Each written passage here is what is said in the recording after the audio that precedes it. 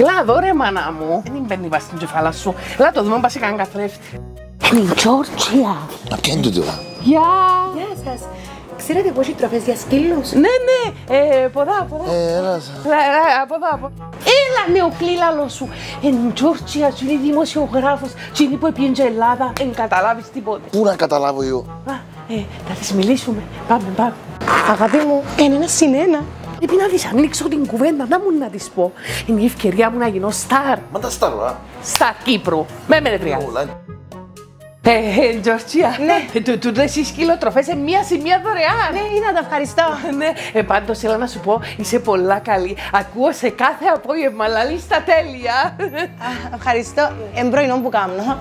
Εννιά σου. Τώρα που λαλείς εγώ, είμαι πολλά καλή ηθοποιός. Δεν μπορούμε να κανονίσουμε τίποτε. Αν θέλεις κάνω σου μονόλογο τώρα. Πέ μου τώρα και σου κάνω. Ναι, να πάω να πιάσω κάποιο πράγμα που θέλω μες στο περίπτερο.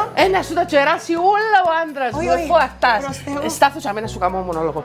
Όχι, περίμενε. Να πάω μέσα να πληρώσω, να πιάσω 5 πράγματα και να έρθω να μου κάνεις ό,τι θέλεις. Εντάξει, άτε. Να προετοιμαστώ. Ναι. Ρε, πήγαινε πλήρωση στα της κοπελούας.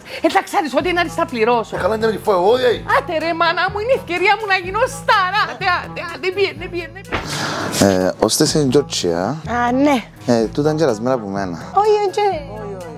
Είναι γερασμένα από μένα. Όχι. Βαγγελού μου! Άιστα! Όχι, γίνεται! Να πληρώσω!